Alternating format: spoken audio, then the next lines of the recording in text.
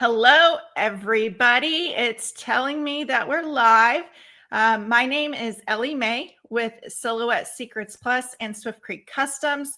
Thanks for joining in. And of course, then it just started.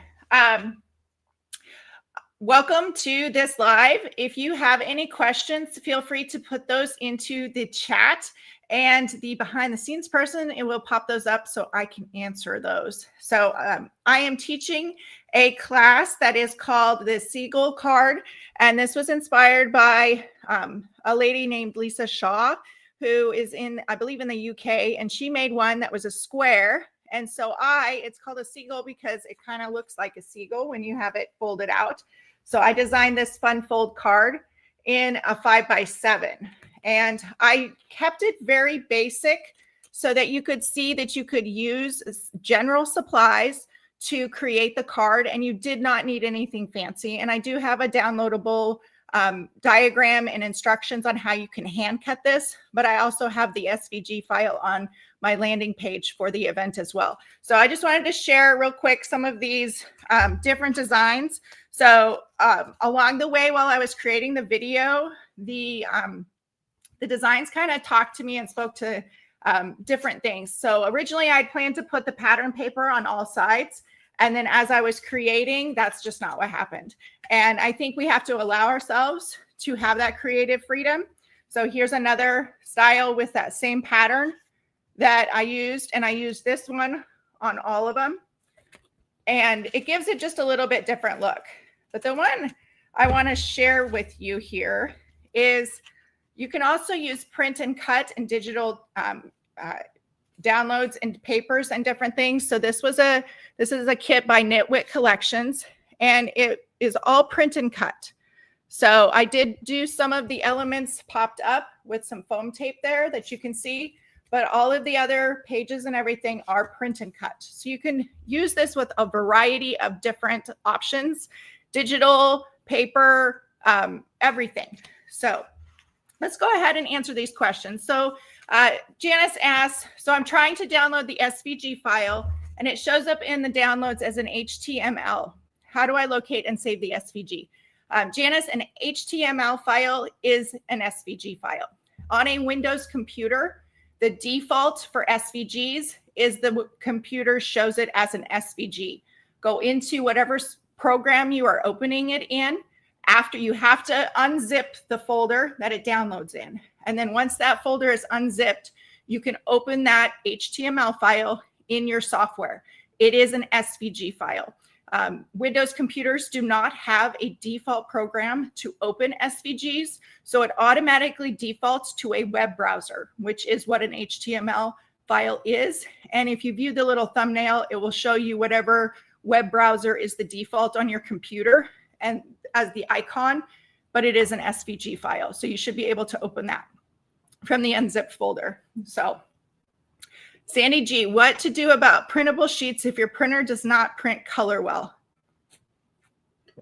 Okay, well, first, Sandy, I would recommend that you test to make sure it's not just your printer. I would recommend the Epson presentation paper and then print at a high quality for photo quality.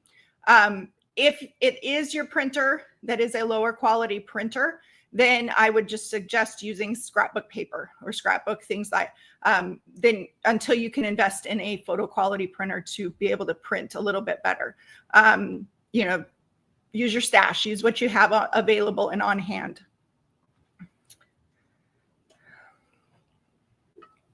Okay, Ardith and I were just talking about this. Can you tell us about the electrostatic mat that's available for Silhouette? What are the pros and cons? So in the last event, I did not include it in this event, but Silhouette has released a new technology that is the electrostatic bed. And I have to say, I love it. It is science, really it is. It holds the materials on the bed while it's cutting through an electrostatic charge. Now, it is not designed, it will not work with all materials. It's not going to work with any porous material such as fabrics, faux leather, textured cardstock even can be iffy simply because it needs to have a smooth and flat surface in order to maintain the electrostatic charge. So there's an electrostatic charge between your paper and the mat, and it has to build up, and it holds that material in place while it is cutting. It is really, really cool, but it does take time to learn what designs it works with, what materials it works with, and how to cut with it, because you are not going to be able to cut edge to edge on your piece of paper.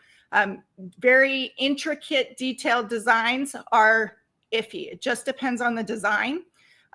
If your material, if that blade moves, it breaks that charge, or if you have really, really small pieces of paper, it doesn't have anything to hold that charge together and hold that material in place. But I have cut, I think it was like 6 12 by 12 scrapbook page layouts and 4 5 by 7 cards in about 4 hours, which would have probably taken me about 2 days. So it can be a time saver. I find it's a time saver.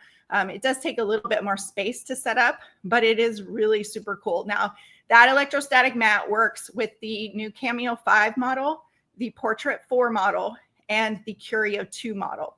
It does not work. It's not backwards compatible because it is a new technology. The older machines do not have the guts or the electronics inside to run that and to power that. So you do need an updated machine in order to use that. But I have 3 of them, I think. I have 2 Cameo 5s and I have a Curio 2. And so I use it a lot. I've used it a lot since it's been released about 2 years now. And it's really, really cool. So if you have questions on that, let me know. What are the main differences between Silhouette and Cricut? What would someone consider if they are trying to choose between them? I started as a Cricut user. I took the Cricut as far as I could at the time that it was there, which was about 2000, let's say 2009. 2013, somewhere in between there, I kind of made the transition. I started with Cricut when they had the CD that you plugged into your computer, and I took that software as far as the limits were. I got very frustrated because it was so limited. So with Silhouette, you have more freedom. You are in control of your designs. You have a lot different or more advanced design techniques with it. It's whatever you're going to use. Whatever the user is going to use is going to be the best machine for you. I prefer Silhouette, and I also teach Caesar cutting machines. I like to have control of my designs. I am able to design freely in the software. I don't have to rely on an internet connection to use those machines. So, it really just depends on what you as the user are going to do. Cricut is a little bit more plug and play, but it also limits you on what you can do and the different aspects of the things that you can do within their software. They are also not very friendly about exporting things. So it just really depends on where you want to go. I do know a lot of people start with Cricut and they may then get more confident and then move on to Silhouette or Caesar, either one. Kelly says, what is your favorite tool in your craft room? And that camera picture behind you is amazing. Okay, so let's talk about that one first. Camera picture, I do have, I think it's out on YouTube. It might be on my Instagram account. This is actually sketched with the Curio 2. Because the Curio 2 has a clearance of 20 millimeters now, you can work with projects that have thicker materials. So I was able to set that piece of wood. Let me grab it here. You can see this is about the limit. So this is about the 20 millimeters once it was done and measured. I was able to sketch this out. Now I sketched it and then I painted the design because my pen would no longer write on the wood. And that is perfectly normal. It's not, I know when people use sketch pens and markers and things with any machine, they get frustrated when it skips or it doesn't write. And you have to think of it also as that not every pen likes every surface. So if you've ever had a pen that doesn't write on a credit card slip, anything that's wax coated, anything like that, or natural materials like this wood, Pens just sometimes don't like it. It's not the machine's fault, but the pen isn't compatible all completely through with that. I was able to finish that with a sketchy a Sharpie pen to do the outline, but then I had to hand paint the inside. And my favorite tool, gosh, I have a lot. I'm a scissor hoarder. Every time Amazon Prime comes up, I get scissors because mine walk away. I have 3 kids and they just walk away. And now I have scissors that are labeled crap, literally crap in Sharpie marker on them, so that those are their dedicated scissors. Right now it's my glass mat, my magnetic glass mat. I'm doing projects that are messy, and that is such an easy cleanup. And I love the magnets that hold things in place. So what else do you have for me? What is a Caesar cutting machine? You are the second person at this summit to mention it. Okay. Caesar released 2 machines almost 2 years ago, actually in September. September will be the 2-year anniversary. Maybe it's 3 years, 3 years since Caesar released their machines. Their machines are to bridge a gap between the craft cutters, which are typically considered Cricut and Silhouette, to a more professional cutting machine, a plotter, like a Graphtec. But it comes together in the middle, and it's a lower price point. So it's designed originally designed for people who really wanted to expand and they're not ready for that commercial plotting machine, and they don't want to invest in that yet. But it has the blade and the housing and everything, just like those more commercial machines. It is also a very precision cutter. Print and cut is amazing with it. I rarely have any issues with that. But on the other hand of that too, if done right, I rarely have issues with my Silhouette. Caesar does have a little bit more print and cut space on the actual print cut. I would say if you are a cardstock sticker maker or a vinyl, and you're looking to expand, the Caesar machines are great. I teach that on my Swift Creek Customs YouTube channel. And then Silhouette is under the Silhouette Secrets side of things. They're just a really neat machine. I use them both. Silhouette has stuff that Caesar doesn't have. So you kind of have that. Does your Cameo ever do random cuts when you're cutting something? Lenny, usually we can pinpoint. I do a lot of troubleshooting. That's what most people know me for worldwide, is troubleshooting. Usually we can pinpoint why that happens. If it's in reference to print and cut, that typically means that the registration marks weren't read correctly. They may look like it, but it didn't like something in the reading of those registration marks. And that's usually when we see a diagonal cut. The other reason would be a feature in the software that's under the preferences, and you would change your packet size down to 500. The preferences is the little gear icon in the bottom right corner of your design tab. And then you just want to look for that packet size. And once you apply that, you'll want to close the software and reopen it. If that's for a regular cut, each one, they can be different. Every issue we encounter is different. It may manifest itself as the same, but usually there's a different reason behind that. So what else do we have here?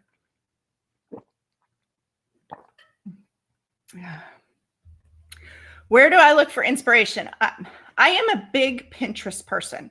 I sit, and when I watch TV at night, I'm always scrolling through Pinterest. So I have thousands and thousands of things saved.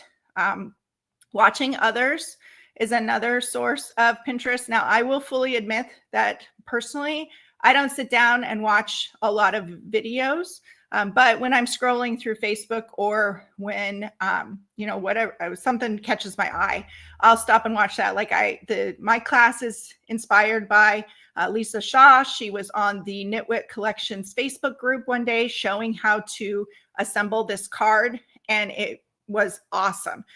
So I just took that. She had a square. I had to redesign it into a 5x7 and create the SVG file. And so, it's just those. I try to take bits and pieces from here and there and put those together. And a lot of times things come from a challenge to see if I can do it. I see something cool out there, try to recreate that, or you see something created with die cuts and recreating that into an SVG file that I've created in the software, make that a cuttable file. So as you can see, I do a lot of creating. Everything back here, almost, I think everything back here is something that I have created with machines, with software, including the earrings, all of that kind of stuff. So I am a crafter. That is what I do. And then everything else sort of follows, one thing after the other. So do we have any more questions out there?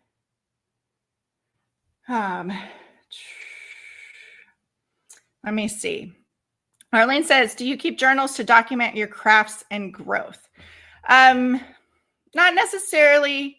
Well, maybe yes. So I am a big paper and pen person. I find I do take a lot of notes in my phone, but I really have noticed that I retain more, or I just feel better about everything when it's on paper. And so I have several journals, if we call them that, from over the years, where I've just written down ideas and different things. Now, as technology goes, or as I get busier, usually my phone's the thing in my hand. And so those have gotten less. But yes, it is interesting to look back on things and to see, what ideas I had that I never created. A lot of things that I write down just never get done completely. Or, I could look at it in 5 years and think, maybe I should do this. So I do have journals. It's just probably not anything anybody else can make heads or tails of.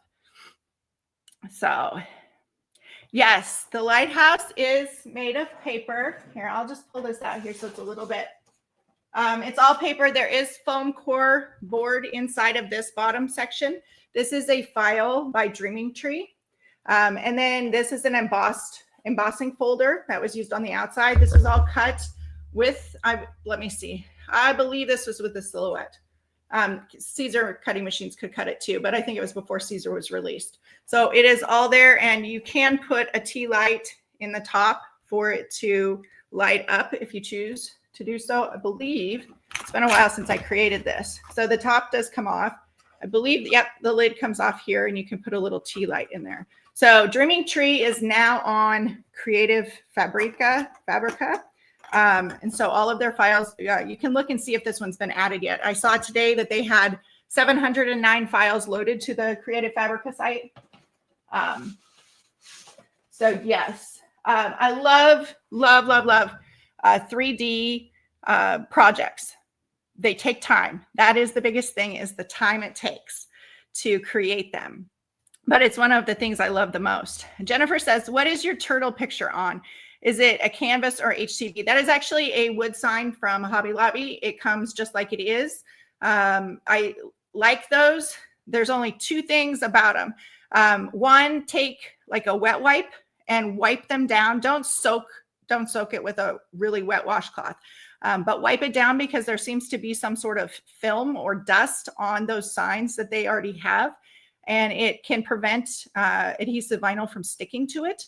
So that's the first thing. The second thing is, be prepared that not all of the frames are perfect squares or rectangles. I have a photo in my recording room right around the corner here from me. And for a long time, it really drove me nuts, because I couldn't figure out I told my husband my floor had to be crooked in there. It is carpeted, so it's not unusual in a house to have your floor a little crooked, because my table was never level with my photo. And he finally came in and he measured it, and he said, well, it's because it's not square. It's crooked. And so I was like, okay, oh, well, so now I try to, when I edit my videos, I kind of have to just see if I can tweak it just a little bit, or keep that top of the frame out of the video, just so it doesn't bother me as much. I've had a few people notice it in the videos as well. So, but yeah, it's just adhesive vinyl onto an already made frame.